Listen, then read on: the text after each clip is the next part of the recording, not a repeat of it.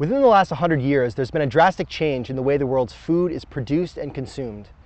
Today's food system is dominated by factory farms, processing plants, and supermarkets. This large-scale system is made possible thanks to industrialization and high-yielding seeds. Soon after humans invented agriculture, farmers began planting seeds from their best plants with the hopes of improving the quality of their harvests. In the early 1900s, the Japanese used this principle to maximize rice yields, and the results would change the way food is produced forever. The Japanese were successful because they made an important discovery. By selectively breeding dwarf crop varieties with short, thick stems, farmers could produce plants that supported the largest amount of harvestable food.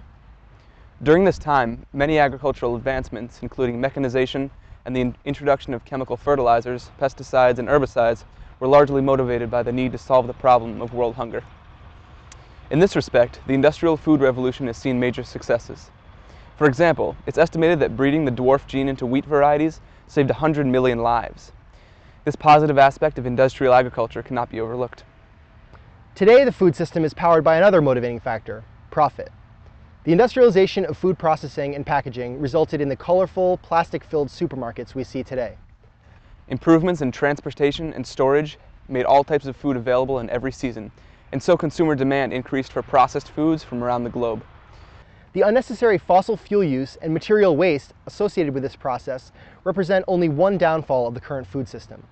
The combination of high-yielding seeds, farming machinery, and synthetic fertilizers, pesticides, and herbicides allowed farms to dedicate their fields to only one crop. This type of farm, the monoculture, requires high level of inputs and produces large quantities of waste. This situation is risky both for the farmer and the environment. Our crops, the top 8 or 10 of them are something like lettuce, spinach, onions, potatoes, beets, peas, and some winter squash, and also a lot of winter type odd things like mesclun and strawberries and blueberries as a fruit. We have about 30-40 apple trees that we sell apples also. So it's a wide diversity of 30 to 40 different vegetables that are in season at specific times. During the harvest period, we're harvesting as many as we can, but of about 15 or 20 different varieties. You know, maybe we grow 40 or 50 varieties, but some of those are minor varieties that we might have a couple of 20 bushel bins of. The negative effects of monocultures include soil degradation, water overuse, and pollution of the surrounding ecosystem with chemical toxins. Also, because the farmer is investing everything in one product, crop failure can be devastating.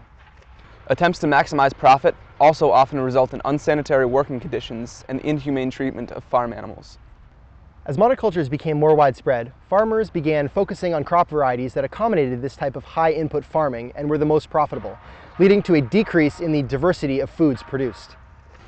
These problems are avoided on traditional farms that more closely resemble a natural ecosystem, with a variety of crops that complement each other to nurture, not deplete the land. An increase in globalized markets and free trade has led to food colonialism and social injustice. The most powerful countries control food production in the least powerful, where working conditions are often poor and environmental impacts intense. This process maximizes profits and lowers price for consumers, while leaving little benefits for the communities in which the food is produced. The system also makes it more difficult for consumers to know where their food is coming from and how it was grown and prepared. Corporate control of traditional farming communities transforms historically sustainable, low-impact local food systems into unsustainable, high-impact cogs in the wheel of global industrial agriculture. In addition, corporations influence policies that allow the industrial food system to dominate. In the current system, small farmers must often join or be overwhelmed by corporate producers, reducing communities' access to local produce and increasing their dependence on distant and processed foods. Conventionally produced food is everywhere. Pretty much every outlet that serves food is supplied by this system. Sometimes it can seem tough to opt out of the conventional model, but many alternatives exist. The major three are vegetarianism, conscious meat eating, and locavorism. Vegetarianism is a lifestyle in which one chooses not to eat animal flesh, though many variations on the diet exist. The major reasons for going veg that are associated with the conventional food system are environmental, economic, and energetic. The livestock production chain, which includes everything from growing grain for feed to transportation of neatly packaged steaks to supermarkets, accounts for 18% of global greenhouse gases. That's more than all forms of transportation combined. Meat production also represents a system of remarkable inefficiency. It takes 16 pounds of grain and 5,000 gallons of water to produce 1 pound of meat. By comparison, it takes 25 gallons of water to produce 1 pound of wheat. The key problems associated with meat production tend to correspond to the scale and methods of the production system. A lot of these problems are the result of factory farming operations, which maximize the number of animals that can be reared in the smallest place possible. For example, simply due to the quantities, factory farms turn manure, a beneficial output of small farms, into a large-scale ecological problem. This guy Frank, Sweet Life Farm, who sells at the Troy market, his beef is organic and pastured, so it's fed grass, instead of grains. And I don't have any problem paying him, whatever, 16 something a pound for one of his steaks, because, first of all, it tastes fabulous, and secondly, I have full confidence. And, beef from a feedlot, you don't want to know what they're fed. Conscious meat eating is when a person chooses to only eat meat produced on a small scale, where she can see exactly how it was produced and decide whether or not the practices are morally, socially, and environmentally sound. On small-scale farms, cows generally graze pastures, eating grass rather than grain as they do in feedlots. It's rare that antibiotics or growth hormones are used because they don't rely on the maximum efficiency model that factory farms use. And when I had a herd of cattle in the Carolinas, I remember the local guy, Terry McConnell, who was showing me about cattle. He thought I was a fool because I didn't want to put, there's a little pellet you can put. It's about 1/16 of an inch long, and you put it in with a little gun into the calf's ear, and it will gain weight 15% faster because it's a little slow release hormone. And the same thing's happening with everything. Farm raised salmon, they're using genetically modified fish that grow twice as fast and holding them in pens. And so there are just all these issues with every type of agriculture, the practices. Ultimately, the difference between the large industrial and small family farm is intention. The goal of industrialized farms is to make money, and a lot of it. Thus, food and animals are reduced to the status of commodities. Profit may be a driving factor in small farms, but the focus of the farmers is to produce just enough to survive, with an emphasis on the integrity of the product. My basic reasoning, some way to get into farming, was to be able to feed my own family. I like having whatever on our table to be what we have grown and produced. The produce, our chickens, our cheese, the cheese from the other cheese makers that take such care with their animals, and the produce, vendors who, just spend all their time thinking about how to bring you a better product. It's just amazing. It is important to note that local food is not necessarily organic food. Organic is a certification stamp given by the USDA that indicates how a food is produced. And then, of course, organic has become much more complex since the USDA came in and regulated and controlled it. In effect, large corporations become interested, because there's so much money in organic, in getting the rules broadened so that they can do practices that some of these smaller growers who don't even call themselves organic wouldn't do in the first place. Among the many regulations, the most exemplary are the prohibition of synthetic pesticides and fertilizers, antibiotics, and growth hormones on farms. Often, local farmers follow organic guidelines but don't have the official certification. I'm not certified organic, I'm certified naturally grown. We have been using organic practices for over 20 years. We could be certified if we wanted to. We just choose not to. And third-party certification, well, some people feel that if they're already selling direct to the consumer and they have relationship with their customers, that they basically don't need the third-party certification. This is usually because certification is an intensive and often expensive process which a farmer who knows his customers would rather not undergo. For me, who has been here around for 20 years, people have that, what do you want to say, they feel good about the fact that they know what my practices are. I've shown myself to be honest in what we do for 20 years. Local food denotes a farming system rather than a particular method. Small-scale farmers grow and sell their products close to the farms. Selling her own products at the farmer's market, a farmer will receive 100% of the food dollar, whereas an Iowa corn farmer selling to an agribusiness giant may receive 4 cents for every dollar spent on a corn sweetener their product went to make. The rest of that money goes to packaging, marketing, and transportation. With reference to food, many consider local to be within 100 miles of your home. Needless to say, if you buy local food, it will have traveled less than 100 miles to get to your plate.